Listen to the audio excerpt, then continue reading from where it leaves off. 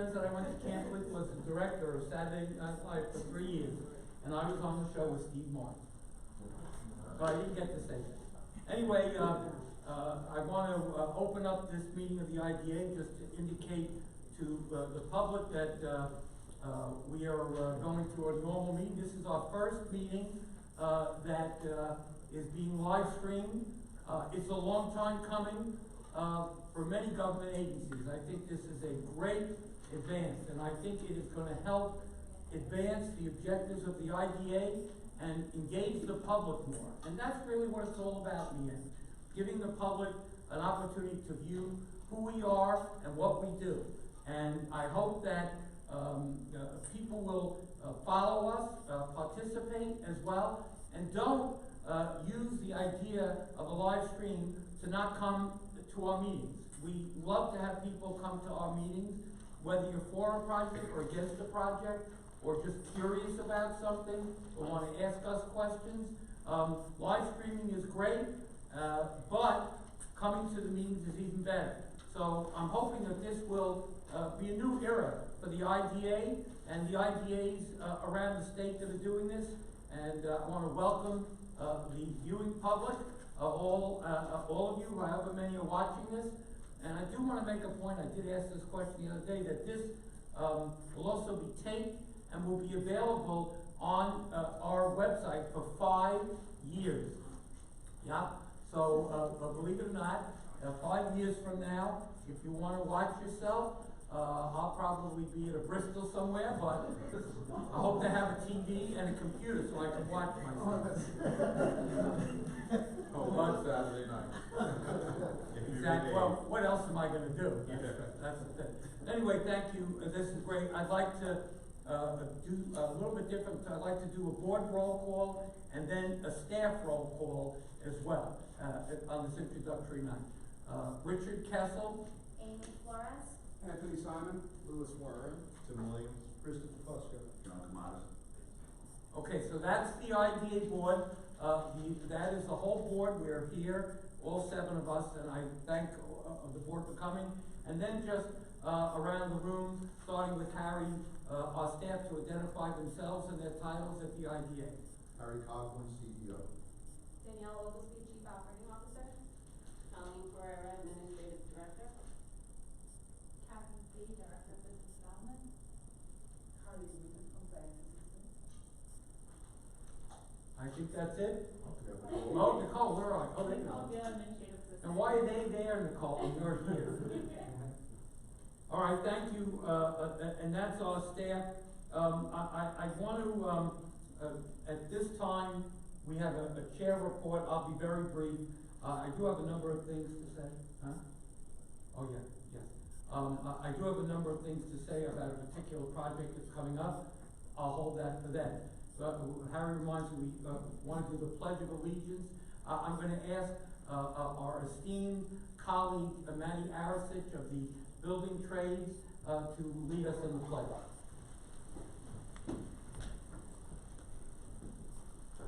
Will you be so kind as to repeat after me? I pledge allegiance to the flag of the United States of America and to the republic for which it stands, one nation, under God, indivisible, with liberty and justice for all. Thank you, Matt. Thank you, board.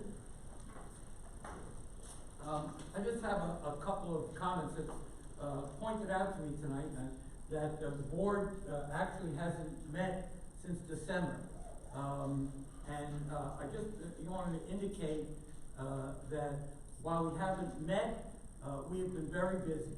And as you'll see tonight, there are a lot of things that are going on at the IDA internally as well as externally. And I think it's important to point out to the board that the new processes that we adopted over a year ago are working well for the board. And if, for instance, we are having numerous meetings with potential developers and clients who want to come to Nassau County, expand in Nassau County, and stay in Nassau County. And the truth is that these are all things that we're trying to deal with at the same time. And while I don't want to make any formal predictions, I think that the year 2020 is going to be one of the biggest years in the history of the Nassau County IDA. We have been talking with a number of developers about some major projects to promote economic development here in the county. And I would expect that while actually we have kind of a smaller agenda tonight, that starting in March, we are going to roll out a number of new projects that are exciting, some of which have been sought in the county for years. And I have to take this opportunity to thank Harry and our staff for the hard work that they do. You know, I'm the chairman of the board. I'm probably a little bit more active than normal, but I see the work that our staff does every day. You know, just as an example, today we had 2 meetings, with one with a potential project that could come to us in March. It's an exciting project of a company that wants to move and consolidate the headquarters here, and another from a prior IDA project that may want to expand the services that they provide in the housing area. And these meetings are going on all the time. And what's really exciting about them is usually it's our staff. And I also have to point out, I want to thank our council, you know, Andrew, Tom, and Tom Gary as well, because usually they come over, we all gather together in a room, and we meet with the developers and their attorneys, and we discuss things over before we even say, you know, come before the board. So I think it's important for the board and for the public to understand that we just don't throw a project out here. A little over a year ago, we changed our process so that we have what's called a preliminary inducement. We have one tonight, and we then go through a whole negotiation, public hearing process, and then we vote again. But in addition to that, these projects that are come before the IDA board are not something that we're not aware of prior to that. The staff and our outside counsel and our agency counsel do a thorough job of vetting these projects, asking a lot of questions before they even come for preliminary approval to the board. And I just want to thank Harry, you, and our staff. I have the unique perspective a little bit, and some of our board members do too, of being here when we first started this adventure under our new county executive, Laura Curran, back 2 years ago, almost 3 years ago, believe it or not. And it's an extraordinary accomplishment. It's a new IDA, and I couldn't be prouder of the staff that we put together. I also want to indicate and thank, because Evelyn is here, Evelyn Simmons, and her staff, and the county executive and her staff for the tremendous assistance that they've given us. Even though we are an independent agency, and we have a tremendously positive relationship with the county, because this all couldn't come together without the cooperation of Laura and her staff and Evelyn. And they do a great job. We just had a meeting yesterday on offshore wind, and that's the only other subject I want to talk about tonight in this part of it. And you know, remember the county executive staff, who maybe we'll introduce at some point. We don't want to single people out, but came and participated with us. So while we are an independent entity, this is an extraordinary team effort. And I just think that the board should be aware of that. I am just so thrilled about the staff. And I also, and I've said this before, I'm going to say it again, I also want to thank each of you board members. Again, I think people should know, we don't just come to a board meeting once a month. We engage in dialogue, we talk with each other, we text with each other. If something is coming up that's important. We call each other. This is an incredibly engaged IDA board. It's not just once a month, and it's a lot of work. I still don't know what a Dropbox is, but I do read whatever that we get. I read all the emails, and someday I'll figure out, with Amy's help, what a Dropbox is, and I'll use it.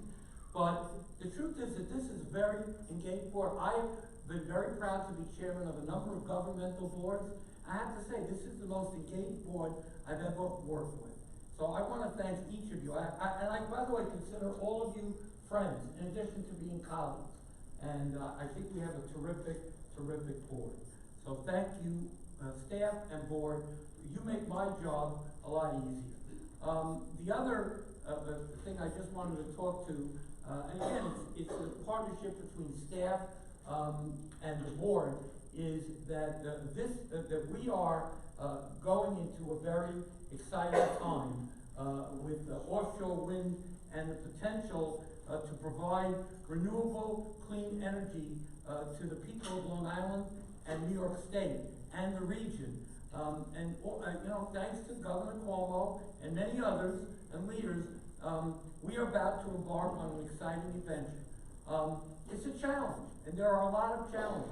But Laura and I spoke when we first decided to work together with the IDA that Nassau County and the IDA was going to be at the forefront of utilizing the offshore wind projects that were at that time coming forward to create jobs and to help companies on Long Island be part of the supply chain for offshore wind.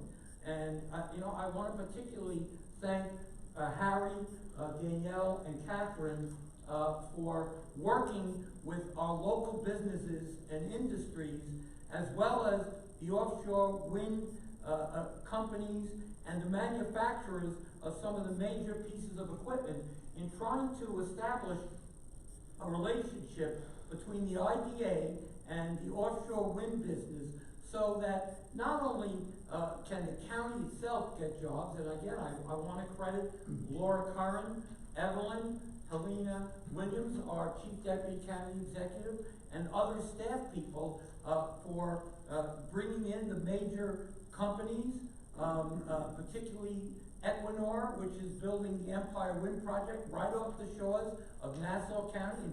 The only offshore wind project off of Long Island itself is going to be right here in Nassau County. And we've been engaging them, and as well as the manufacturers. As an example, Harry, I think it's okay to say. If it isn't, well, I guess, but just yesterday, we had a meeting with GE. I have some familiarity with some of these companies, having worked with them when I was over at the Long Island Power Authority. By the way, just to credit LIPA, we were the first to propose an offshore wind project back in the early 2000s. Had we kept the same governor and not replaced him with another governor who didn't favor it, we would have offshore wind working today.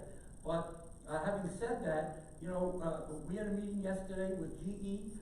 They're going to be one of the major manufacturers of components for these windmills, and it was a very successful meeting. We've established relationships with these companies, and I think ultimately the beneficiaries are going to be the Long Island businesses that can be part of the supply chain.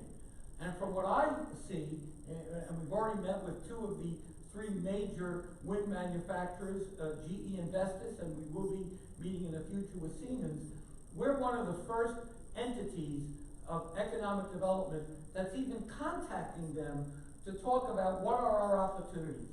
Because if we are going to have several thousand megawatts of offshore wind, we want to get the benefit. We want jobs here in the county from it. And establishing those relationships up front is going to be critically important. And I can tell you, and I want to speak for any of the companies that we're meeting with, but I think they're thrilled that we've reached out to them and started a dialogue. And there are many companies that have contacted us. Several have contacted me personally and said, I want to be part of this. I can make X part or Y part and be part of the process. I will tell you, I don't want to name the name of a company, but a top executive of a major Long Island company called me just today and said to me, I am excited about offshore wind. It's not in our portfolio. Because let's face it, offshore wind is not anyone's portfolio right now. This is new to North America. And he told me today, he said, I am really excited about this, and this is a great opportunity for our company to expand into this territory. And I foresee thousands of jobs and opportunities created by this. And so it's something that we want to keep the board informed of and engaged with. I have to thank Harry and Catherine in particular for some of the work that they're doing, the grunt work. I'm not involved in the day-to-day stuff, but I do know a lot about offshore wind, and our energy experience here is going to pay off for many of the businesses that we help and many that we don't help, but that we can engage in this. So I just wanted to tell the board, I'm thrilled about this, and I want to thank you, Harry and Catherine and Danielle and our staff for moving this ball forward. It's very exciting, and I think Nassau County is, I'm not as thrilled about the companies themselves that are building these projects. I think we need to get them more engaged in communicating with the county, and we're going to do that. But I am thrilled that we are dealing with the major manufacturers of these wind turbines, and that we're engaging them now. I will tell you, when we first, I know a number of these companies, I dealt with them at LIFA. We didn't approach them this early, but I do believe that offshore wind is coming. I'm not sure, there may be some delays. There's a lot going on in the industry right now, but it's coming. And when it comes, engaging them now is going to benefit the employers and the people of Nassau County. So Harry and Catherine and our staff, Danielle, thank you, and we're going to continue that process and report to you periodically about it. That's my report, and I'll ask Harry, our CEO, to give his report, and then we will do any public comment and get into our agenda. Harry, thank you. Chairman, thank you for your remarks, and let me just first thank you for the recognition of the team and the praise that you've given them. I wholeheartedly agree, and I am only as good as the team behind me, and you and the board have given me the resources to build an outstanding team, which is going to expand even further after tonight. I'm looking forward to making that announcement. I want to thank the board as well for their past and continued support. As you say, they're engaged, and I really appreciate that engagement. You will find my update within your folders, folder number 2, Executive Director Report, the Board Meeting Executive Director Report under B. And I'm only going to go over the highlighted items. As the chairman said, we've been busy, and you can see the activity as it's laid out in the report. I do want to just call out 2 of the closings that we've had since the last board meeting. We closed Nassau Steel, and on the leak side, we closed the Epic project. So happy to put those to bed and get those organizations moving forward. One of the things you will note, and you'll particularly see it when we go over the treasurer's report later in the agenda, is we have not had a great deal of recent closings. We did not experience the rush of closings in this past December that was experienced a year ago, and that will be reflected as when we look at revenues, closing fee income, and cash balance. But you can see we've got at least 6 or 7 major projects that were previously approved that are coming to close perhaps in Q1. In terms of meetings completed, just as the chairman did previously, on February 5th, we had a local development corporation educational discussion. Some of our board members were able to be in attendance, and I thank you again for joining us. I think we all found it to be a very fruitful and thoughtful discussion, and I want to recognize Andrew Kamarmi for his efforts in educating us all as it pertains to LDCs. As the chairman has said, we've had 2 meetings with 2 of the 3 major wind turbine manufacturers, really focused in on supply chain. What goods and services do they need to build the wind turbine engines? How can we utilize our existing businesses here on the island? And if goods and services are not currently available here in Nassau County that they require, how can we recruit them, those businesses to come to Nassau County? In terms of marketing and awareness, I'm happy to say we've had great engagement with the Office of Minority Affairs, Hispanic Affairs, and Asian Affairs. Really strong engagement there, looking to create certain programs, so I'm happy to say that, we did meet with the, Office of Minority Affairs in conjunction with the Long Island African American Chamber of Commerce on January the 29th. We met with Asian Affairs on February the 3rd, and one of the takeaways and action steps in that meeting is that next week on the 3rd, we will be hosting, in conjunction with OMA and the LIACC, a minority business networking event at the Carlton in Eisenhower Park, and certainly if you're available, encourage you to join us for that breakfast.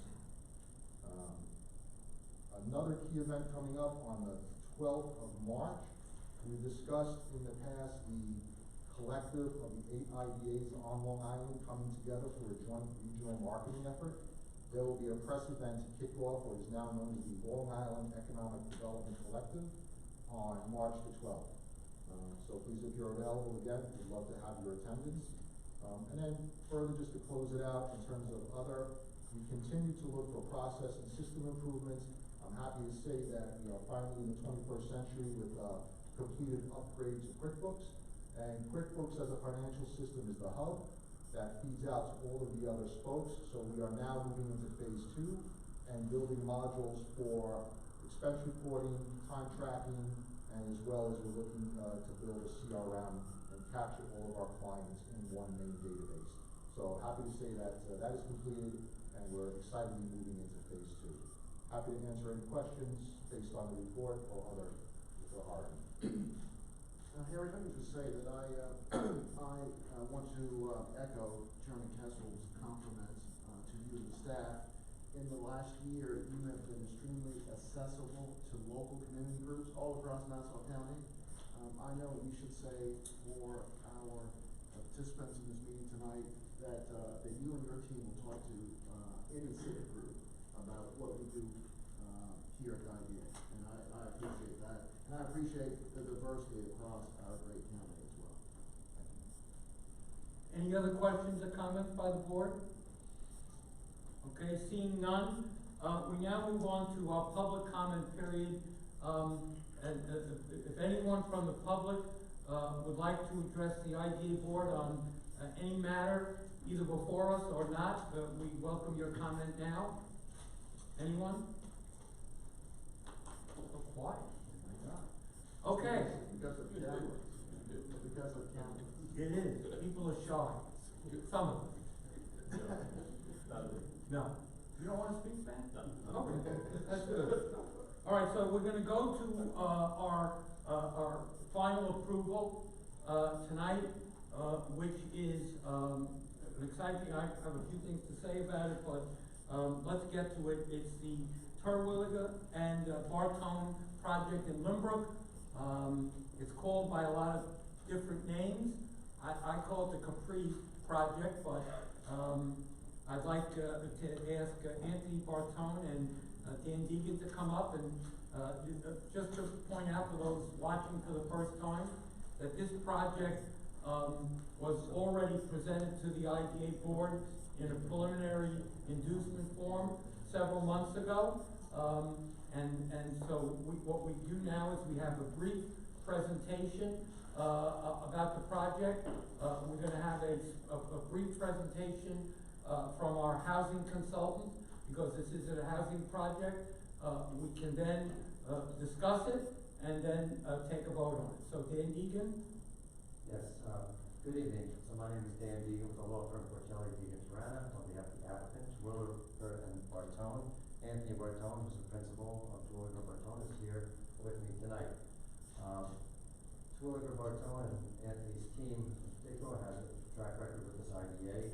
With this IDA's help, they were able to basically spearhead the revitalization of downtown Farmingdale. Some of the first buildings that were done in Farmingdale, that's now seen widely as a success story, were done by the Bartone team and with this IDA assistance. So, obviously we would start by thanking you for that.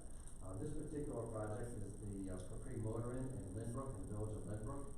The property itself has a very bad reputation as a source of crime and blight and all kinds of nefarious uses over the years that have been there. The village has for a long time looked to have a change in use of this property. So much so that even though it was privately owned, they actually put an RFP seeking someone to come in and try and help redevelop the property. Mr. Bartone and his team were able to actually secure a contract to buy the property from the current owners, and they've been able to go through the village planning process. And the plan is to knock down the pre-mortar and to build a transit-oriented 80-unit apartment building there with 10% affordable units, which would be a big transformation not only for that property but for the surrounding area as well. We're looking for the IDA's assistance because new construction of this type is very expensive, and we need help in phasing in the taxes that would ultimately be created by this property, by this project, and we're looking for sales tax and mortgage reporting taxes. So that's pretty much the brief presentation. Okay, you stand there, Kevin, you wanna come up and report and introduce yourself and maybe come up to the podium and introduce yourself? As indicated, when we first started, we agreed to hire a housing expert to consult with the board on housing projects so that the public understands what we're doing and why we're doing it and the economics of the project. So Kevin, you want to introduce yourself and give your report? We appreciate it. Thank you, Chairman, Council, members of the board. Kevin Graves, National Development Council.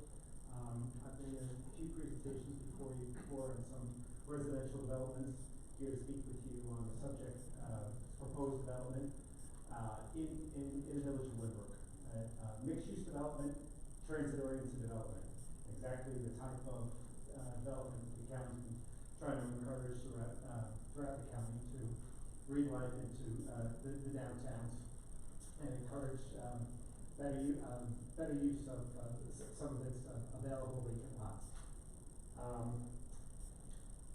NEC is a national nonprofit. We work on behalf of municipalities and public benefit corporations like the IDA for the purpose of right-sizing financial incentive packages, such as what you make available to developers throughout Nassau County. Our assignment was to look at the application, look at the financial model from the developer, and then also and provide comment on the appropriateness of the tax or the financial incentives that you make available through the IDA, particularly on the sizing and the schedule of the payment in lieu of taxes. The development itself is a $97.8 million mixed income transit-oriented development on a vacant parcel in the village of Woodbrook. It's a little over an acre. It's less than a half mile from the Long Island Railroad train station, so that qualifies it as a transit-oriented development. Mixed income TOD development will have 80 units, 92 parking spaces, and the housing is intended to be available for young professional couples, professional singles, and empty nesters. They're all 1 and 2 bedroom units. As I mentioned, it's mixed income. 10% will be set aside as workforce housing. At this point, 80% of AMI targeted rents for those set aside units, and 72 units at market rate rents. Mention the fact that it is transit-oriented development, mixed income TOD development. Again, exactly the type of development being encouraged throughout this county. The overall package is a little over $8 million between the real estate savings on the pilot, the mortgage recorded tax savings, and the sales tax exemption. Current taxes, surprising. Current taxes on the existing property, which has been a vacant hotel for a number of years, is $228,000. The IDA commissioned an appraisal to determine or estimate the as-complete taxes. The as-complete taxes is projected to be $816,000. It's a very large number for a residential rental development. That's equivalent to $10,200 per unit. That's almost 35% of the projected income. No way, no how does that development work with taxes at over $10,000 per unit.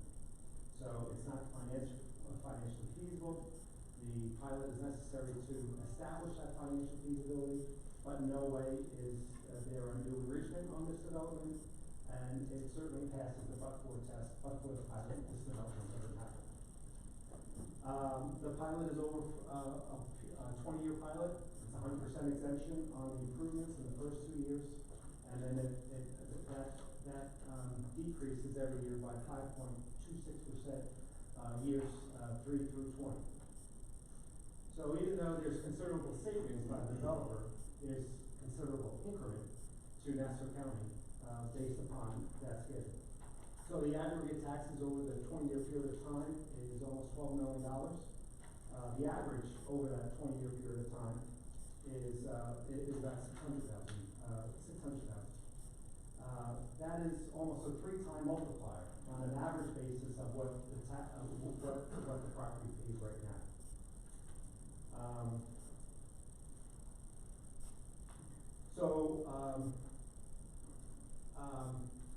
In terms of the pilot that's paid over the 20-year period of time, that exceeds the benefit provided to the project. The aggregate amount of real estate taxes and the exemptions on the mortgage recording tax and the sales tax. So the pilot exceeds that by $4 million. So that automatically certainly passes the cost-benefit analysis in terms of having more public benefit than the benefit provided to the project. But I would note that besides the financial benefit, there's considerable qualitative benefit in terms of establishing this as the prototype for development that could be happening right in the central business districts or near central business districts, and particularly near transit. It's going to increase and help the commerce in terms of disposable income of the 80 new additional households. And obviously, as Mr. Deegan mentioned, it replaces a blighted property that has been a troubled property in the village of Windbrook for a long period of time. I personally know that because I grew up just a few blocks away, and I remember that property even when I was growing up. It was a problem property years ago. So that's it. I'll be happy to answer any of the questions you might have. Are there any questions on behalf of the board? Just out of curiosity, in your pro forma, you put 25% vacancy for the first year, and then 4 for every trailing year. Do you anticipate that you're going to have that rate of vacancy? Well, the property, that's just looking at the absorption, whereby when the property is open, it's not going to be completely leased up immediately. They'll lease it up, but it'll take a while for all of those units to be occupied. So that's typical, especially on a larger scale development. Anything more than 50 takes a while to reach stabilization. Any other questions? All right, Kevin, thank you. Andrew, you want to just quickly take the board through the package? Sure. Kevin's kind of gone over, but just Sure. from our perspective. So as this is a final action, there are 3 resolutions in front of the board: the secret, the pilot deviation, and the final approving resolution. And the economic benefit package contained in the approving resolution consists of $150,000 of mortgage recording taxes, $733,125 in sales and use taxes, and the pilot that is in essence a 21-year pilot with an initial freeze the existing land taxes of 3 years, followed by an incremental increase of the land taxes by the 1.81% inflation rate, and added to that a phase-in of the increase in value due to the construction of the new facility over the remaining 21 years, or I should say over the remaining 17 years. Thank you. Any board members have any questions of Andrew on the specifics of the package? All right, seeing none, I just wanna, just spend a couple of minutes on this project. First of all, I think this is probably, one of the prime projects that, the IDA has approved, since this new board was constituted. And I wanna just quickly, because I think people have to understand, and I know the board does to some extent, how this came to be. When I came onto the IDA board, and then you other guys joined me, there was a similar project proposed by the same developer on Sunrise Highway in Limbrook. That was in the middle of a political and governmental firestorm. And I think anyone that knows Limbrook, and Limbrook is a wonderful community. I have to admit that I love White Castle over there. I used to get those burgers all the time. And I was telling the mayor the other day, Schaefer's Bakery, Valencia Deli, what a great community. But just like a lot of other downtowns, this is an easy time for them. And there was a huge dispute over this. And the county executive, Laura Curran, called me. I'll never forget the phone call. And she asked me if I knew Anthony Bartone, and I did actually, from another board that we serve on together, Vision Long Island. And she asked if I would sit with him to discuss the project and how we may be able to get this done as a symbol of what's needed in Nassau County, transit-oriented development in an incorporated village that's really at the heart of Nassau County. And I actually looked up, mentioned this at the hearing. So the first meeting about this with Anthony, and I know he's in the room, was in December of 2018. And you know, here we are about 15 months later taking up this project. It was a long path. And I have to just tell you, it wasn't simple for any of the people. And I have to start with the leadership shown by the county executive. You know, she had a focus about the project. I know she discussed this and met with the developers about this project. I met with her and her staff, and we discussed this project at length.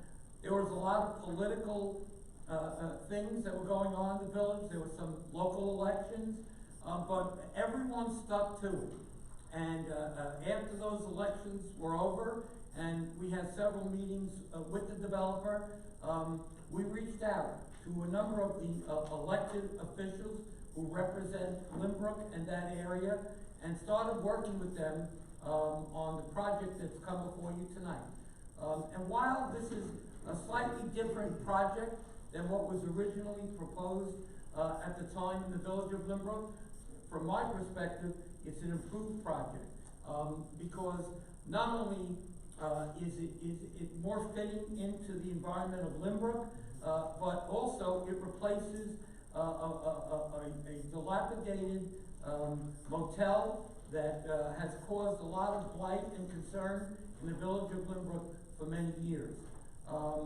And I want to point out in this particular process that everyone worked together to get this done. You know, some projects come before us in a neat package, and it's an easy thing to do. This was not easy. And I have to commend, you know, not only the county executive and her staff for the work that they did, Evelyn and Helena Williams, who's not here tonight, and the help that they gave us. I also want to commend Anthony and the development team, and Dan, and their legal team for working at this and not giving up. I remember we had a number of meetings, a meeting where we discussed, you know, how do we make this project more suitable to the village, more acceptable to the local community. And some of the things that were discussed at that time with our staff and myself are part of what this project has become. And I want to commend the developer, Anthony and his staff, for the hard work in sticking to it. And one of the things I remember I have a photographic memory, I remember almost every conversation, so be careful. But I remember the conversation, with the county executive when I said, we're not giving up on this. Everyone thought this project was done, but we didn't, and the developer didn't, and the county executive didn't. And we worked at it, we worked with local officials, and I have to credit the mayor, Alan Beach. We had a number of conversations. He was always behind the original project and this project. And some of the people on the village board, some of the elected officials that we had to deal with over time. You know, this was a hard-fought process to get this done. But the vote tonight, I certainly recommend strongly that we all support this project. It is exactly what an IDA should do. Work with local officials and the developer to get something done that works for the community and everyone else. As Kevin pointed out, this is a transit-oriented development about a half a mile from the train station, and by the way, that means a half a mile from White Castle, which has been renovated in Limbrook, and it looks great, and it is an opportunity for young people, millennials, and also people who might not be able to ordinarily afford this kind of a unit to work here or work in the city, commute on the railroad. It is the perfect example of what this IDA and this county administration is all about. And the effort that everyone made, as recently as this week, I just want to report to the board, we had a public hearing. And as I always tell you, I reached out. I spoke to the legislator, Bill Gaylord. I spoke to the mayor, Mayor Beach. I spoke to the superintendent of schools. The fact is that everyone is highly supportive of the project that I spoke to. We had a hearing on Monday. The mayor showed up. No one opposed it. And part of that is, again, the outreach between the developer, and I have to thank you guys. It's not just, I'm making the call. I'm making a call to people who've already been meeting with the developer. And I sat with the mayor on Monday at the hearing in Limbrook Village Hall, and, he said this is exactly what Limbrook needs. And when we talk about the IDAs trying to help downtowns, and we are working hard to see if we can get some legislation passed, this helps the downtown. This is a project that helps the downtown village. And many of the downtowns are struggling right now. This is a great downtown. I know it well.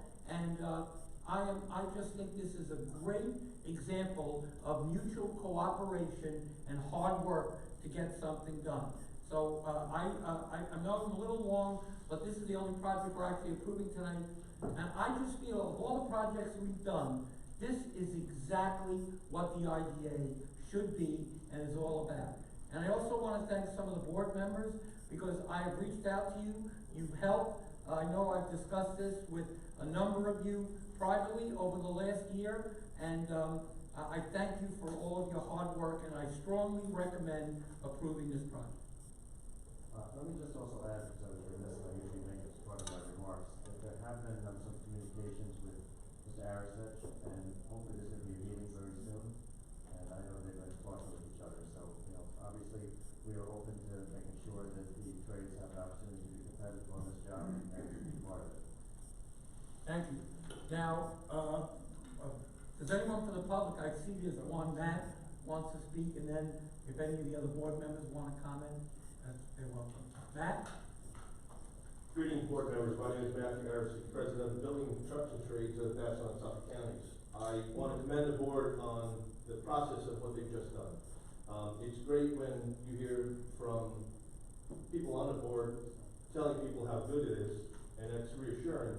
But what I will do is tell you that from the building trade perspective, we're looking at this exactly in your light and say that we now know that this is a transit-oriented development model that works, where we've actually had some conversation already, and we believe that we will have equity on a building trades level for this project, which shows that not only can you compete on this level, But there's also another level that we're actually starting to do right now, which is a new model, which I'll be speaking with Mr. Bartone to make sure that he understands where we're going. And that starts with modular construction, and it's prefab, which will also be done, manufactured on Long Island, not brought onto Long Island. At that point, you'll have opportunities for other people in the community to go ahead and get to work, manufacture those products, have the building trade installed.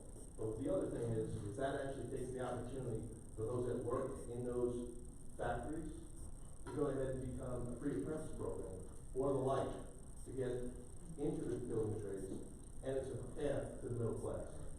That's the way everything's supposed to work, and I will again commend you on what you've done. Never before in any other board has there been this level of understanding and, let's use the words, investigation to show both the viability and how it works for both the community and for the county. And when we can see it from our perspective, I will tell you that it is truly a success. So for that, I thank you as well. And just Matt, to add, I want to particularly thank Chris Fusco and Anthony Simon. Now they, on this project and other projects, they have been extraordinarily helpful. Their experience in labor and unions, their engagement with Matt and other union leaders. I see John Skinner here as well. I really thank you and appreciate it. Anthony just called me the other day to update me on several other projects that we're working on. Just Chris, you and Anthony, you're invaluable members of the IDA board, and I really thank you for your hard work. Thank you. Does anyone else? Oh, okay. Okay. Does anyone else want to address the board on this project? All right, seeing none, are there any comments or other questions from board members? Well, all right. If you don't mind. No, absolutely. To the board, I talked to the chairman, Mr. Kessel, in regards to Bethpage, and this is a great project. Lynbrook is like a Bethpage. We're in the same boat. It's the same town as many towns are, and I'm reaching out to Mr. Kessel to talk to some of the leaders of our town. I'd like to know maybe if you'd like to sit down with us and go over the issues, what was hard, what was good, and get it going. And then we can come back to the board and discuss it also, if that's fine with you.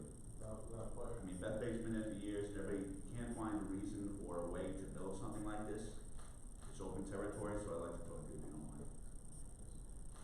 John, that's a great idea. And if I You have another meeting in that page? Okay. You talked to Yeah, Terry. weird places. You talked to Terry, so. Yeah, we'd be happy to. That page is a hidden gem. All right, thank you. And John, I'd be glad to participate in that meeting. I know Anthony is a Bethpager, Yep.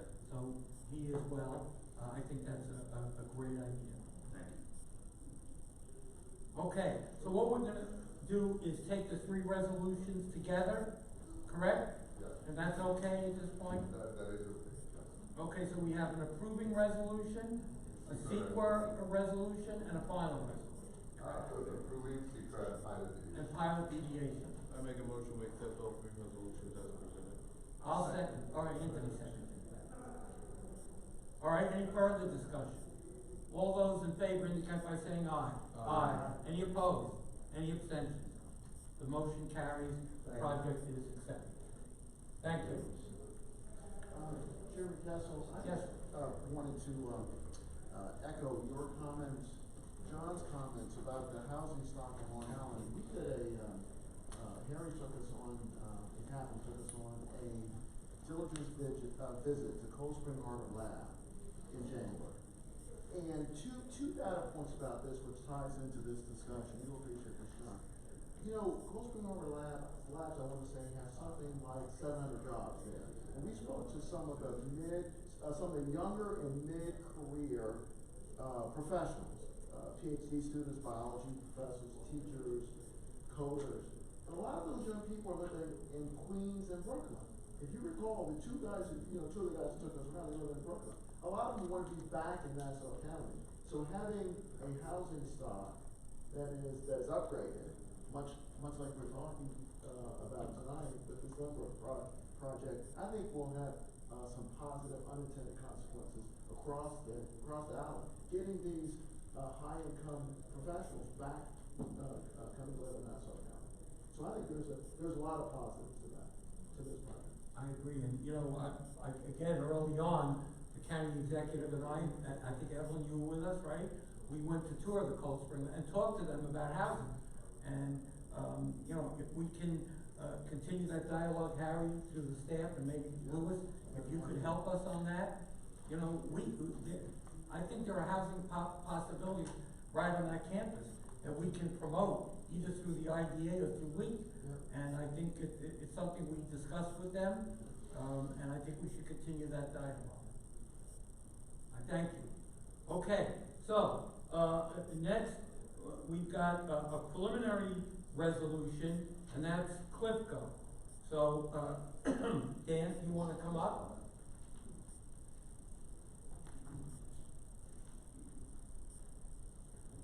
Good evening again, my name is Dan Deegan with the law firm of Johnny Deegan Brown. I'm gonna put my appearance on that, we're live streaming, in case people are looking at individual snippets here and there. They may think you're on the board. You're up here all Standing day. over here. Anyway, thank you, I have with me also, Chris Clifford, who's a principal of Clifco Mortgage Company, to my left here. And, we're here about a building that's a building and a business that are Nassau County, in Nassau County based. The, building is 70 Charles Lindbergh Boulevard. It's a 93,000 square foot building located, really in the hub of the Mitchell Field leases. It's been a significant building over the years. However, as of 2017, it was completely vacant. There's kind of two parts to this story. The one part is that Mr. Clifford, and his affiliates bought the building in 2017. Ultimately, it's a land lease. Nassau County owns the underlying land on it. But, they built it with the idea of putting a lot of money into it, trying to renovate it, which they've done to a large extent. Still needs more. But the building, for the most part, they've been successful in obtaining a few tenants. That's one part of the story, and that they've tried to renovate this building and get to attract tenants there. The other part of the story is the Clifco Mortgage Service Company, which is a very exciting story. Right now, the company is located in Westbury, New York. They are in space where they are about to basically grow out of. They've been rapidly growing and looking to continue to expand. Their lease is ending, and they have to move out of the space because they're not going to fit there anymore. They were not intending on coming to this building, even though the overlapping ownership is almost a coincidence. But they've been unable to rent this building and see it as an opportunity because of the expanding nature of the building, that they would look to move their building, their business into this space. The business itself is a fully delegated lending institution, meaning that they underwrite the loans, so it's real back office financial work, and they fund the loans in-house. They currently, at the Westbury location, have about 60 employees, and over the next 3 years, they're projected to grow up to 119 employees. So that's an additional 57 employees approximately that are going to be added to this business over the next 3 years. In order to do that, they need larger space. This space will work for them. They would have to invest more money into the building in order to accommodate the business. There also is more money that needs to be put into this building generally. As I said, it's 93,000 square feet. Right now, the basement has about 16,000 square feet vacant. It has one tenant in there, which is called Linkois, which already has 40 employees in there. On the second floor, there's 5,000 square feet of exam works, which has 40 employees. So it already has 80 employees in the building, even though most of it's empty right now. So it shows you the potential of a job center that this building could be. And with Clifco Mortgage moving in, with their existing 60 employees going up to 119, that would really activate the building in a way that hopefully is going to bring it alive and let us to attract more tenants. The first floor of the building, right now, as I said, is vacant. Emblem Health is looking at the building, and it's going to require a major build-up, and that also would have a lot of employees when they move into it. And there's still extra space, but what really the project before the IDA is to kind of assist and give financial assistance and incentivize and facilitate Clifco Mortgage Company moving in and becoming the prime tenant of this building, moving the corporate headquarters there, retaining it here in Nassau County, so that all this future growth that's projected at this point would be committed to would take place here in this county. They have looked in Suffolk County. I know the IDAs aren't supposed to compete, but obviously the costs in other parts of the state are a lot lower than they are in Nassau County. So the request is really, there's an existing tax base, the building already pays over $500,000 a year in taxes. All we're looking to do is try to stabilize those taxes so that we have predictability going forward. We'd like a couple of years of stabilized and then have it escalate on a 1.8% basis, which is the tax cap, so that we have that predictability to help us attract tenants to fill out the rest of the building, and also to, obviously facilitate, Footco's ability to continue to, grow the employees that we're committing to today. We're also looking for sales tax exemption on approximately $3 million more of additional investment that we're projecting for the interior of the building, and a mortgage reporting tax in order to, basically finance the renovations that have taken place and that would take place in the future. So, and this question is maybe for council more than it is for you. How do we satisfy the if-then question if they already own it? And then if Nassau County owns the ground lease, I assume there's lease payments, annual lease payments to the lease? That's right. And how long is the term of the lease? Till 2080. To 2008? Yeah, that's all the Mitchellfield leases run to 2080. Okay, so how would we,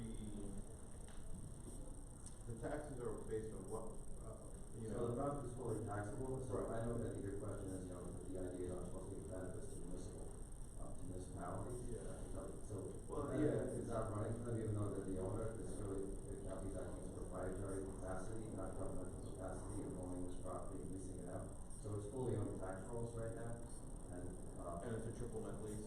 yes. Okay, County so is- the lease payments that Nassau County is receiving benefit for value, actual market value of the lease, but we're gonna give, we would give them an incentive on, I feel like it's like complicated, I'm not saying it's wrong, but it sounds Yeah, I complicated. mean, I think it's a technical complication, but it's doable. In other words, we have even done pilots over leasehold estates, so. Well, I know that, but have we done anywhere, the entity giving the incentive is the entity receiving the market rate value? Right, I think, I don't know if there's an exact example of this, but I think the fact that the county is acting here as a market participant probably should branch. Well, also, I should point out, many of the Mitchellfield, leases, properties have IDA, have historically had IDAs on them, including the county building where we are. Mhm. And there was one, I think it's a military contractor right across the street from us, and it was an IDA project. Yeah. 55 Charles number, I believe. Okay, so what about the if then? So, that's kind of our pitch, is that this building was not built, was not bought and renovated for this company. It's a coincidence to a certain extent, they're not complete coincidence, but this was not the intention to move this business there. The business has been, where it is, and this lease is coming due now. We've been unable to lease this building, otherwise we would have moved in prior. And, so Footco Mortgage can go anyplace, and they're looking to stay here in Nassau County. And, the incentive would be for us, and we're gonna be growing, would be to help facilitate that growth at this location. But doesn't your argument, isn't it complicated by the fact that wouldn't their product be considered retail? So we're not necessarily helping the building relevant to the ownership and the acquisition of it, we're helping a business to help them grow, which we should, and we want you to stay in Nassau County, of course, but aren't they technically? Well, it's not a retail, no, it's not a retail. Their product is retail, they sell 100% consumer product. Well, retail is defined as where visitors, members of the public come to visit the facility for the provision of services. Most of these services, this is a backbone is financial plus a sales platform that's done by computer, by phone, and otherwise, and maybe closing, so the primary nature of the business is not retail in terms of the IDA definition of retail. People walking up to the building, walking in, getting services and leaving. Obviously, they're getting services, and all insurance companies also. But, I mean, candidly, the banking industry and the regulators who regulate him as a retail product. Well, that's true, but I would say they do the same with insurance, an insurance company that would also qualify as long as If, customers are comfortable if we building. were, but the difference, I think, in this case is if they were acquiring the building for the purpose of moving their office in. They previously already owned the building, so they've already made a financial commitment. And just one distinction is that it's two separate entities, so even though, the principal happens to be the same. How much in common? Over 50%? Between the two, yes, but again, it's two distinct entities, so. Right, but the ownership and structure is over 50% in common. I believe that is. Yes. So it's the same, I mean, by any reasonable standard, that's, majority interest is the same.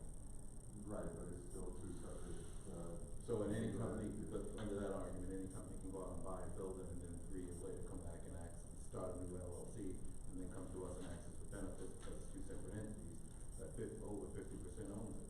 Well, I think the distinction is that Clipco Mortgage, as a situation where they are now, they don't have to move to this building, there's no requirement, and matter of fact, the plan is not to go to this building. Now, because the growth pattern is happening, they have to move out of where they are, the lease is coming due, and it lines up as an opportunity to come back to this building, that was not the plan to come to this building.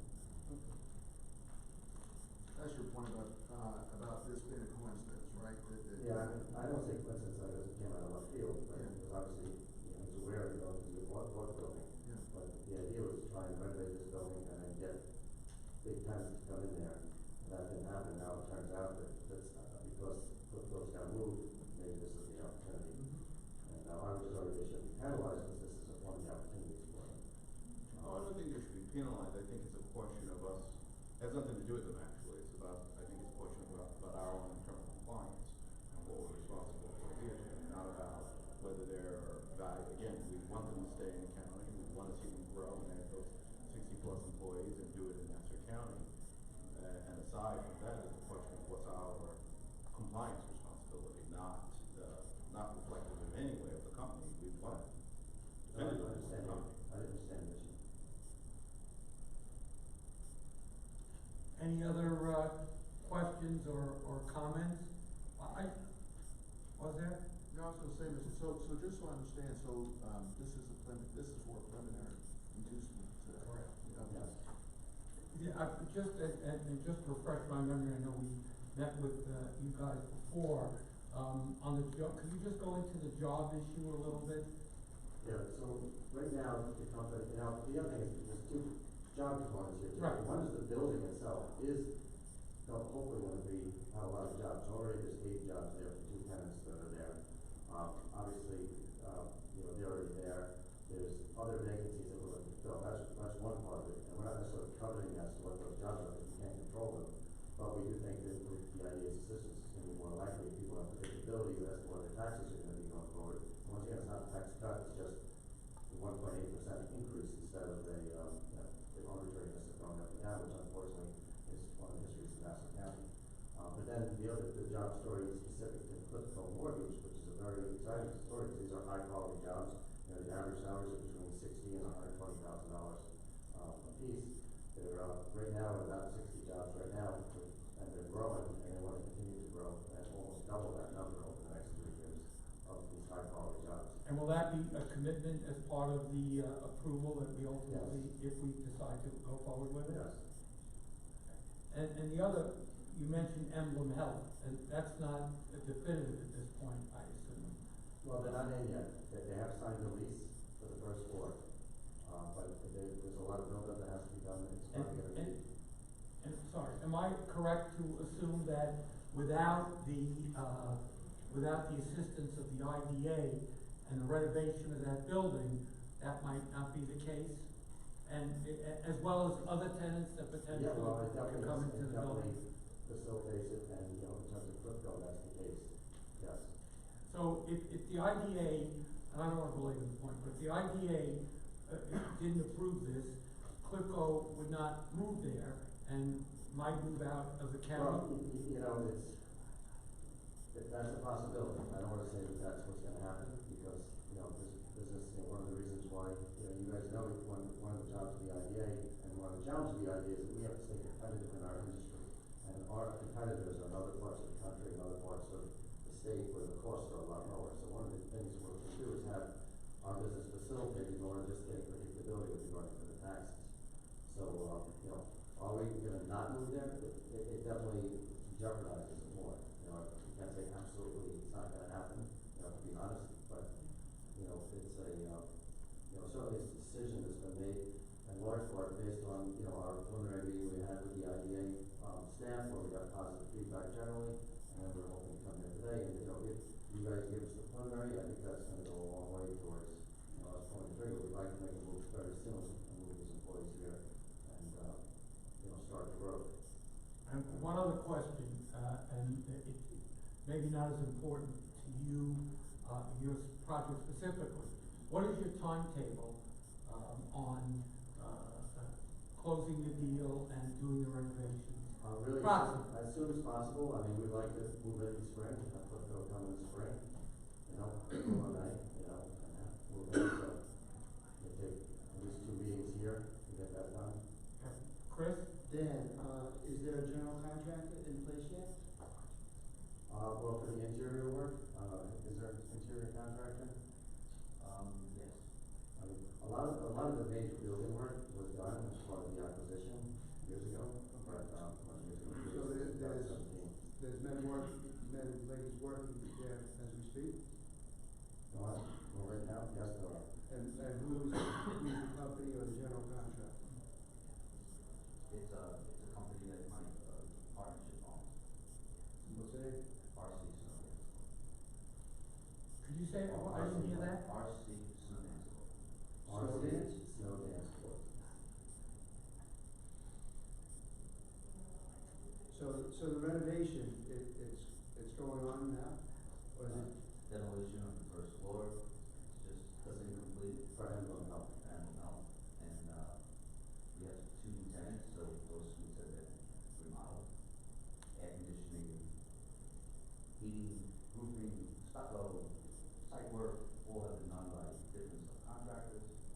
And there is a team of people doing the other repairs to make the spaces more accommodating for today's, amenities.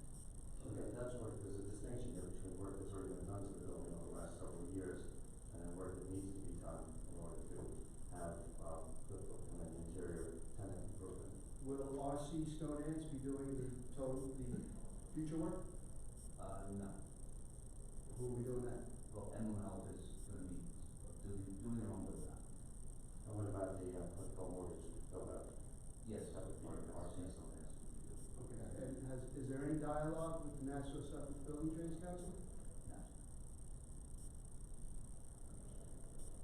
And what is the total construction cost? It's grown over the 3 years or 2.5 years we've had the property, so, Well, let's distinguish, so you're talking about the work to be done, or work that was done? The question goes to anything that is to be done. So basically, from the preliminary meetings, our understanding is that there is going to be internal renovations that will not be undertaken but for the agency's assistance, related to critical occupancy, which is also, if we understand correctly, on agency support, as well as potential other internal build out to the rest of the building. This is estimated Understand for correctly, that item being requested does not only pertain to the portion of the facility that will be occupied by critical, but other parts.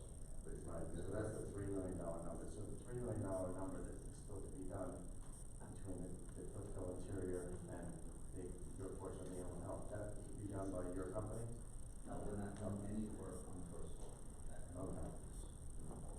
So the 3 million is just for your, once Clipco decides to move in, that'll be just based on what it will cost to bring Clipco in?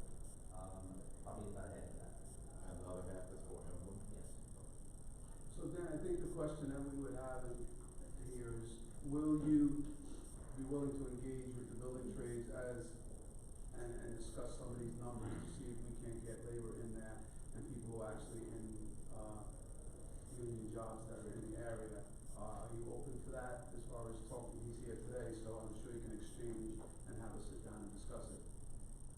Okay, so I don't know, basically it's discussions at this point, so I'm just, we already had that whole discussion, because to me, I knew he was doing the work, your own company was doing the work interior, so I don't know, of course, I'd say we go on to have discussions, you know, and see.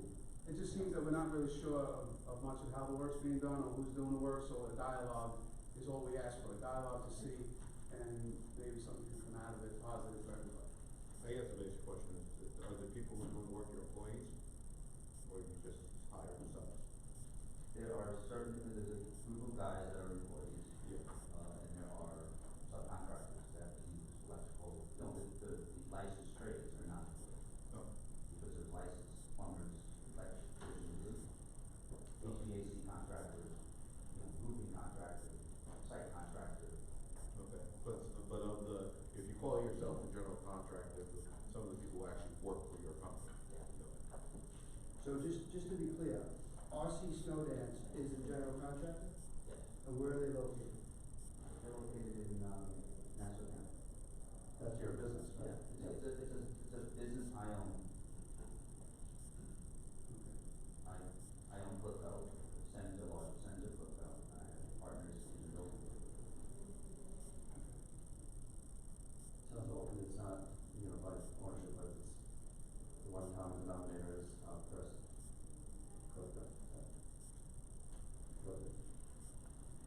I just want to underscore what Anthony just said, and Chris, that this is a preliminary inducement, and it sounds like a good job and a good project, but you know, you need to engage labor. Matt is here. You know Matt, and very good with him. I think there ought to be at least a dialogue open immediately prior to coming back for a final approval. Yes. Okay, so this is a preliminary inducement resolution. Because this is the first time we're live stream, just to explain to those who don't know, this is, the vote we take tonight is not a final vote on the project.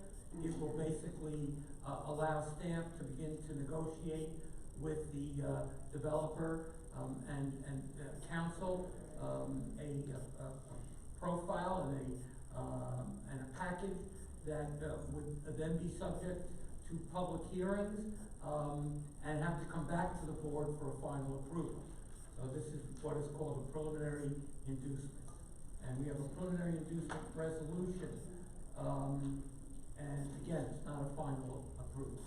So with that, we have a preliminary inducement for this Clifco 70 Lindbergh Boulevard, Charles Lindbergh Boulevard. I'll make a motion, we accept the preliminary inducement. Okay, is there a second? I'll second. Louis. All right, are there any further comments by the board? Seeing none, all those in favor indicate by saying aye. Aye. Any opposed? Any abstentions? Okay, preliminary inducement is granted. Okay, thank you very much. We appreciate it. We've got the three consents. I'm going to go through them quickly. Andrew, I'll just ask you to quickly describe them. We do have representatives, as far as I know, here to answer any board questions. For each project, we have representatives. Yeah, so you want to do 4 Ohio first? Sure, and to the extent there are any questions, the representatives can make a statement. So again, these are consent resolutions. In the case of 4 Ohio Drive, this is one of the your group facilities that the board is familiar with that recently changed hands, and this relates to one of the individual pieces. This is basically an extension of the sales tax benefits to allow completion of the internet without And could you give those dates, what the extension is? Yes.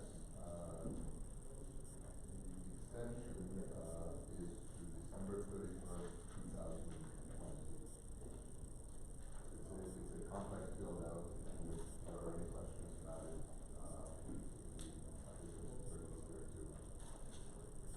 Who's the applicant's attorney? Bill, How are you? Hi, good. Good to see you. And any questions for Andrew or Bill? Okay, thank you. Seeing none, all those.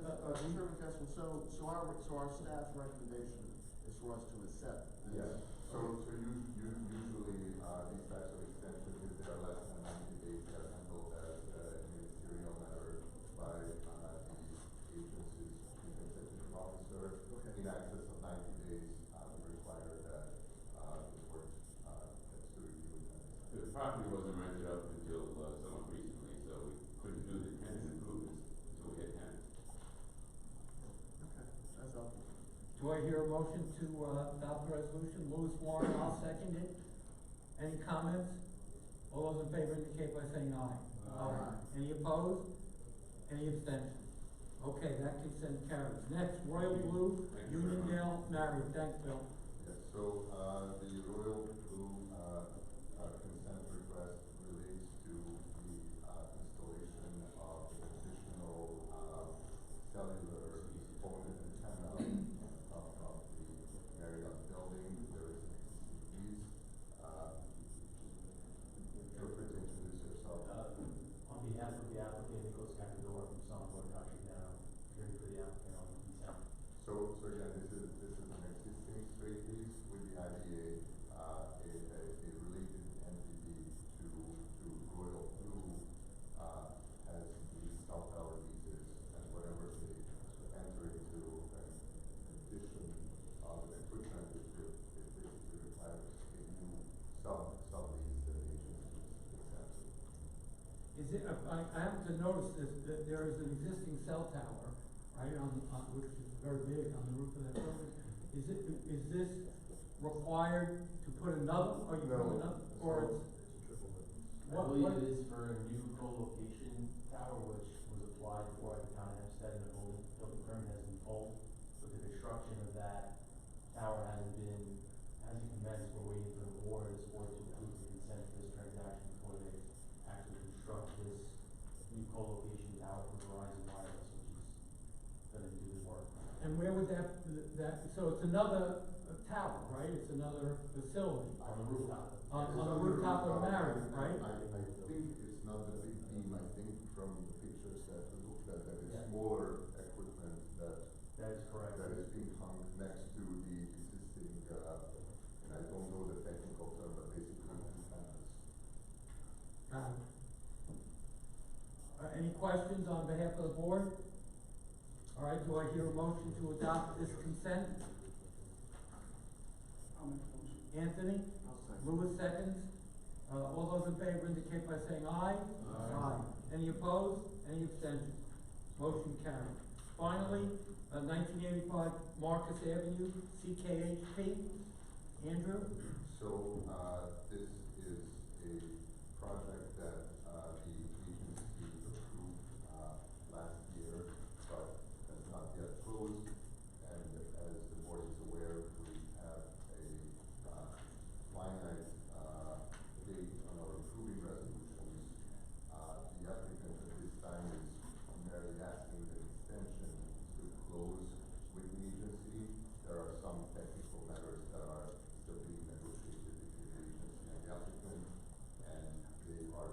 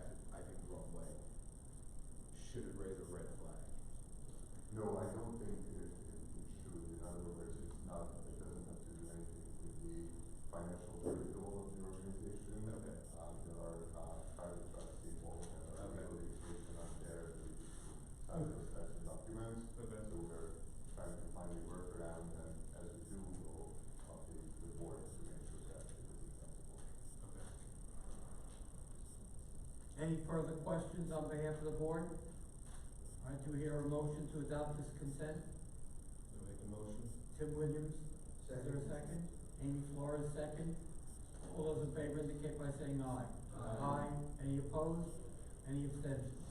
Okay, that concludes our consent, agenda.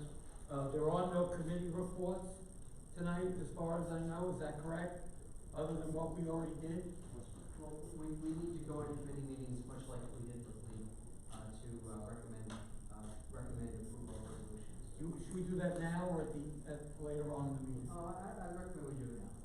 Okay, and it's the same, It's mirrors what we did mirrors with the Lee? same. There are a couple additional resolutions which I'll describe, but it very much mirrors what we did with Lee. Can we do it as a package, all committees? No. Yeah, the same as we did Same before. as it, okay. Yeah. So I think we have to, adjourn. Adjourn the committee, yeah. Right, so to adjourn the IDA meeting, go into committees, correct? I make a motion, we suspend the IDA. Second. Okay. All those in favor? Aye. Any opposed? Any abstentions? Okay, so let's take these one at a time. Finance Committee. Finance committee, where's the material? Where is the, Yeah, that's what I'm looking I'm for. trying to find, I can't find the material. Tom, you wanna just go through what Yeah, we're that'd be doing here? helpful. Yes. Absolutely. I would suggest that we, that each committee, gather into meetings, so to speak. And, in terms of the resolutions to be considered, they very much mirror what was considered for LEAP. In addition to the LEAP resolutions, there's a resolution, again, like with LEAP, to appoint a chief financial officer, a resolution to appoint a records management officer, but also a resolution to appoint an administrative assistant, Nicole Gill, and a resolution approving a marketing and website design service approved list, which would be Millennium Communications, Des Moines Associates 360 Marketing, and ZE Creative Communications. And then a resolution to approve a procurement, which would be CoStar Group for Communication Real Estate Information Services at an annual cost of $12,240 to identify available commercial space within Nassau County for referral to potential applicants. And finally, a resolution which is not specifically required to be considered by committees, but while I'm describing them, the resolution with regard to the event to approve, authorize the agency to host a minority business networking event to celebrate Black History Month on Tuesday, March 3rd at the Carlton at a cost anticipated not to exceed $3,500 plus applicable taxes. So those are the resolutions to be considered by the committees. Now, do they all have to be considered by each committee? They generally, they don't, the resolutions that need to be considered by. All right, Tom, let me make this simple. Yeah. I'm gonna ask that each committee, vote on all of the resolutions at the same time. Yes. And then we can move forward. So before you do that, you're gonna have to, somebody's gonna have to give a presentation for the CFO, because otherwise we're gonna vote tonight. Yes, we will be doing that. Yeah. So I would say we can't vote all. I will be presenting the budgets, the resolutions for the CFO, for the admin assistant, and others. And that goes to, is it all three, or is it just finance and audit? We're Is it all three we're adopting committees, or? governance resolutions for the update. Generally, the committees overlap, so I recommend that the committees all, No, for the employment. for the employment, that would be, generally, the finance committee. Right, so you're not gonna vote on all of them in all the committees. Well, I think we can then, go back to the IDA board and specify all of that so that we don't take up everyone's time here. If everyone is okay with that, I think we can, you can vote, obviously, yes or no, when the full board accepts the recommendations of the committee.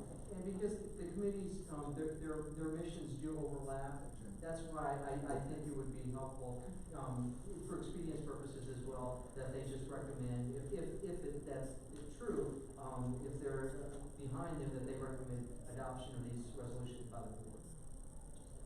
All right, so we have the finance committee. Okay, so, let's convene the finance committee and I'll take a roll call. Louis Warren.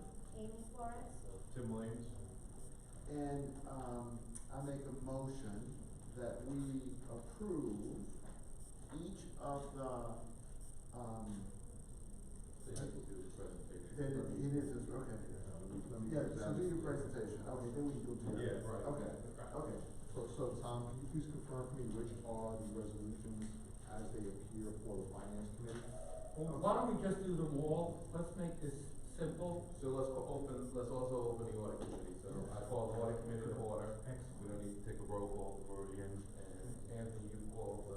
Governance committee to order. There we go, so now we're all open. Okay, good idea, Tim. All right, let's start with, I think one of the more exciting things for you today, since we're speaking about finance and, auditing. As you know, you've seen a prior communication from me that I'm excited to announce that we have secured our future CFO, Chief Financial Officer. I'm also pleased to announce that she's here with us this evening. So if I can ask Ann Lamort to be recognized. Good evening, members of the board, Chairman Kessel. And good to see you again. Thank you. Thank you for the opportunity. I appreciate it. So we are excited to have Ann on board. We've seen her credentials previously. We've seen that she has met with myself, the chairman, Deputy County Executive Simmons, as well as, Tom Gary. All have approved her hiring and the resolution is before you, for approval. Okay, let's just go through you wanna do them one at a time? I don't think we need to. No. Okay. I'd also like to introduce, although she's been with us for a while, our admin assistant, Nicole Gill. Will you just say hello? Good evening, everyone. It's Nicole Gale. You notice the new employees are right over there. You can see them. So Nicole has been with us on a temporary basis for a number of weeks, maybe months now, but she has been recently hired on a full-time basis. So as of this meeting, after this meeting, I'm very happy that we will be fully staffed, finally, and very excited to be moving forward with this team. So you have a resolution before you to approve the hiring of Nicole as our administrative assistant. And just to say, Nicole, thank you. I kind of run around a lot in the world, and you've been very helpful to me in terms of getting messages and calls. I appreciate that. Thank you. I look forward to working closely with the board. Thank you for this opportunity. So one of the projects that we've been working on for quite some time, I'm happy to bring to the board today for approving resolution, is the marketing and web design services. If you recall, we issued an RFQ. We got a great response to it. About 25 firms responded. What you have before you is a resolution today to approve 3 firms as qualified. What I would like to do first is if you would look at under IDA folder 2, the executive director report, there is a marketing RFQ awards document. I want to break down for you very quickly the utilization plan for the 3 firms that are before you today for approval. You are all familiar with Camoin Associates. Camoin, as a national economic development consultant firm, has great expertise and knowledge base of what a best-in-class economic development organization looks like. They are familiar with the marketing across the country. They know what's working in what markets. What we're looking to do is to bring Camoin on to help us create an overarching strategic plan, really basic mission, visioning, strategy development. Essentially, what's the story that we want to tell to national and global targets? So really, they're going to help us frame out the strategy for business attraction for those firms that are outside of New York State. How do we entice them? How do we get their awareness? And how do we bring them in? They will help us with market research and analysis, data capture, industry surveys, supply chain reviews, CRM automation, and also lead generation and qualification, again, outside of New York State. Secondly, we have Zimmerman Edelson Communications, a local firm, well known to many of us in the room. They have deep knowledge of economic development in general, but really they have strong relationships here locally, and we're going to leverage them on a retention basis. How to we communicate with the companies in our market currently, and how would we provide services and provisions to retain those companies. So really, it's developing the story of what do we want to tell our local targets on a retention basis. And then lastly, we have Millennium Communications, the rebranding of the agency, web redesign and implementation, web hosting, design, the full suite. We're gonna just take a top to bottom approach to the website. I am pleased that we have with us tonight, the principal of Millennium Communications, Patrick Macri, is here to say hello and be introduced. But really what they're gonna do is take the strategy on what's the story we wanna tell nationally, what's the story we wanna tell locally, take those elements and put them into the branding package and the web design package. All three firms will be working collaboratively, collectively. In fact, Des Moines and Millennium have already started down that path. So you will be engaging with them in terms of stakeholder interviews. They'll be looking for your input. And I just want to recognize and thank Board Member Amy Flores, Chairman Kessel, because they participated in the interview process. Their insight and input was invaluable. If we could just take a moment, I want to let Patrick just introduce the firm and come up and say a couple of words. Thank you very much. Thank you, Harry. Thank you, Chairman. Thank you, Board. Millennium Communications is a 27-year-old digital agency founded in Nassau County. I'm proud to say that we've been here our whole growth and have experienced some tremendous successes on Long Island. I also come from a family business of 30 years in Roosevelt Field. So if anybody knows Nassau County business, it's myself. I'll be leading the charge with the strategy officers of my company, work closely with Des Moines Associates to create a plan to attract business to Long Island. We do thank you for the opportunity, and we're looking forward to working with you. Do we have, how much do each, so how much do we allocate? So we are working through the scope of work right now, which will define the budget. I will say that there are two sort of one-time projects. One is the web redesign, which will come with a fairly significant expense. The second is the rebranding. Those are one-time expenses that we expect to complete this year. After that, it will be ongoing web hosting, maintenance, services into sort of next year. Also, a monthly retainer for all general marketing services, everything from creating banners, products for meetings, marketing cut sheets, whatever we might need going into a meeting or an event, they will help us prepare. We're working through the scope of work, which leads to the budget. I will say that looking at the last 4 years, which I have you with me tonight, we expect the expenses to be about the same, except for those one-time hits for this year. But I will also mention that we are applying for a grant, and I've confirmed with Andrew that we can receive grant funds to offset some of those costs from one of our local utility partners. That's great. That's great. Do we have, so the ongoing costs, I agree, I would expect them to be consistent with whatever we pay for the individual services, web design, that's a one-time fee. Yes. And then the, Camoin, is that a one-time or are we engaged? That's going to be more one-time. Okay. Where they would have ongoing services is in lead generation qualification. Sure. So they actually have a service that will handle, once we decide what's our target market, Yeah. and what are our target industries, and that's what they will help us with. They will help us define what sectors and industries would benefit from being here in Nassau County, and then where are they located and how do we target them. They will handle the lead generation, they will qualify the leads, and then we as a team will step in and take the meetings. And so do we have so you know you said you're working through the scope of work, so these were RFQs or RFPs? They were RFQs. RFQs. So are we engaging or we're just approving the award but not engaging? You are approving them as qualified respondents.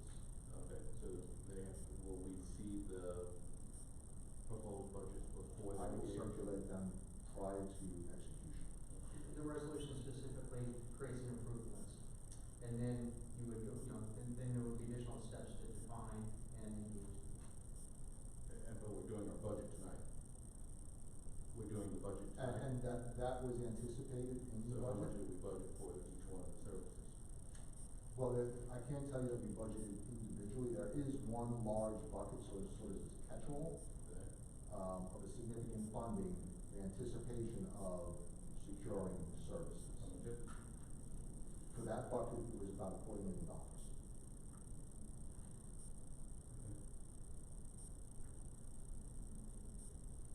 further questions? Just one housekeeping matter, Chairman Kessel. In this process, found out that Millennial does work for JP Morgan. On one of our, which program is that?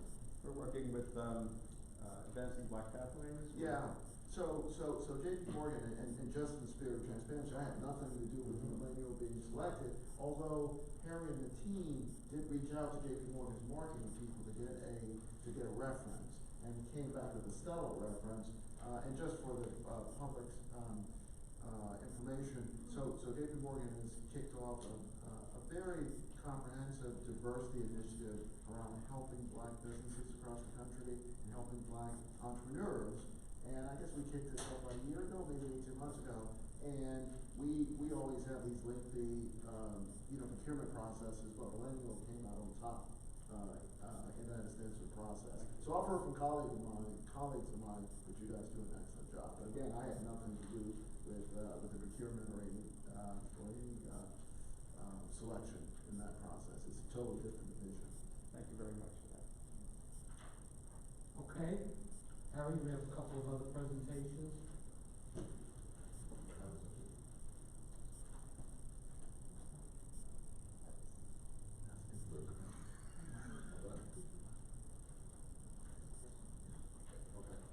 So, on your device, in folder 9, other business, the first document, 2020 final budget.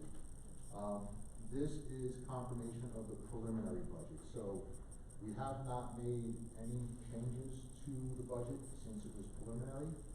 If there are going to be any significant changes, which I might anticipate once we secure understandings on scope of work and budget for the marketing services, and we may have to make some adjustments now that we know the staff going forward and the compensation elements of that. But at this moment in time, we believe this budget is sufficient. The hard thing is the closing fee income. Of course, we can't predict what projects are coming in or what level of fees. So this is more of a historical best guess, if you will.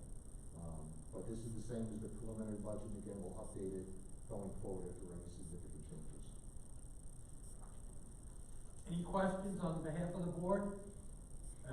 Just to point out that we adopted the preliminary budget, I think in December. Is that correct, Harry? Yes, I believe so. I just wanted to come back to Member Williams' question. If you look at the bottom 3 items, economic development, market, event marketing, tourism marketing, if you add those up, you've got about $525,000 allocated to development and marketing initiatives, and that is more than enough to cover our needs for some of our programs. Great. Any further questions? Seeing none? Okay, Harry, anything else? No, that's it for me. Okay, so I think how we're gonna do this is, I ask each committee to vote on the resolutions, plural, as a recommendation to the full board, then we'll go back into the full board and vote on them as a package, unless anyone wants to single any resolution out. So let's start with finance.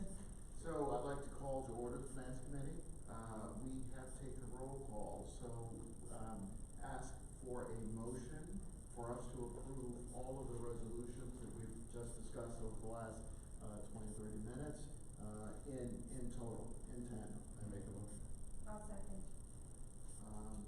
Approved. All those in favor? Aye. All right, so we can close the Finance Committee and make a recommendation to the full board. We'd like to make a recommendation for the full board, that all of the Finance Committee. Yeah, adjourn the committee. So we would like to adjourn our committee. Finance Committee, yes. I make a motion. Second. Okay. Okay, all in favor? Aye. Aye. So Okay. the audit committee is in session. I make a motion that we refer all the appropriate for the audit committee resolutions, thank you, to the full board. I second. All in favor? Aye. All right, motion to adjourn. Everybody look up? All right, all in favor? Aye. Call to order the Governance Committee. I'll make the motion to approve all the recommendations as well.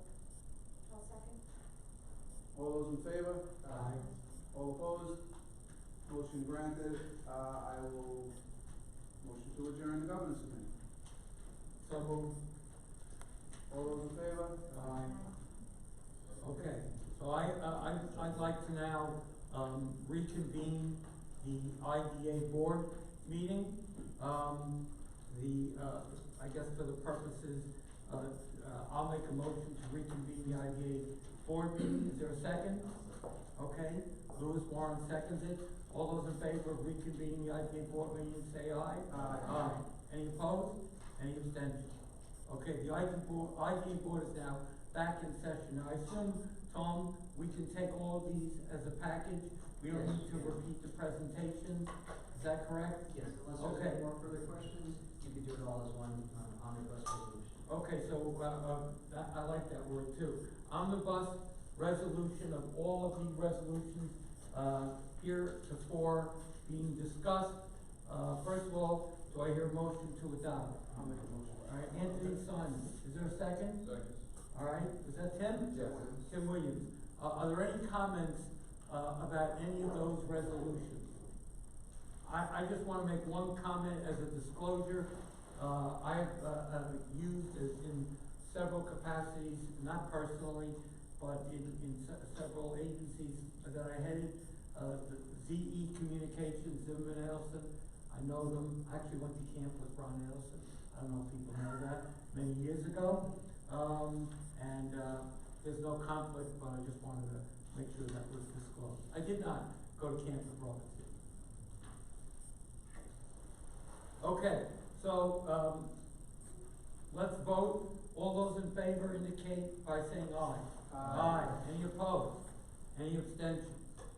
All right, those resolutions carry.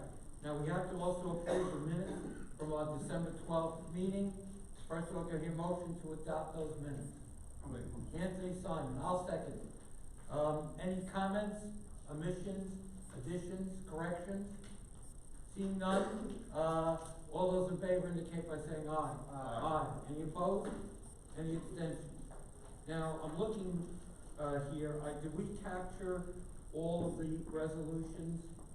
The one I'm looking at, and then correct me if I'm wrong, is the Records Management Office. I did describe that. Okay. So I think we captured it. Okay. I just wanna make just a point to the board in the interest of transparency. The original agenda, there was a resolution, to approve a termination payment, based upon, my view, that,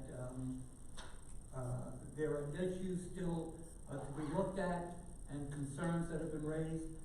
We withdrew that resolution, and I'll leave it at that. So I just wanted to make it good because, you know, I have had discussions with the board individually, and in the interest of just my own recommendation, I asked staff to withdraw that termination from the agenda, and it has been withdrawn.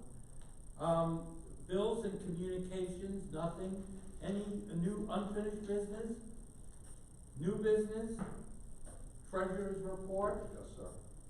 Again, pulled it on number 9, other business, under N for Nassau. You will find the treasurer's report. This is the year-end treasurer's report. Key items to call out. As you heard in my update at the beginning of the meeting, we experienced fewer closings than anticipated. Therefore, you will see the impact of that versus budget on closing fee income being significantly down versus expectations on budget. And that has had a direct impact on the cash balance as of 12/31/19, which you'll see at the bottom of the schedule. So we're hopeful that we will close the 7 that I showed you earlier, as that will help replenish that cash balance. Thank you. Any questions? Sorry, Mr. Chairman. One last comment is, we are currently going through the year-end audit by ABZ. We are hopeful to have the draft report for presentation to the Audit Finance Committees, for the March meeting. And to that point, financial statements would be ready for the audit committee to review for the March meeting, so that the Paris filings could be completed prior to on or before April 1st, when required. Thank you. Any questions on behalf of the board? All right, before we adjourn, I think that's the only order, but just to report to the board that our next board meeting is March 26th, 6:30, LEAP, 6:45 IDA board meeting. And I indicated before, I would expect that board meeting to be quite lengthy, so just prepare accordingly for that. Do I hear a motion to adjourn? Motion. All right, Anthony. Tim Williams, second. All those in favor? Aye. Any opposed? Any abstentions? This board meeting is adjourned. Have a good evening, and we'll see you on March 26th. Thank you.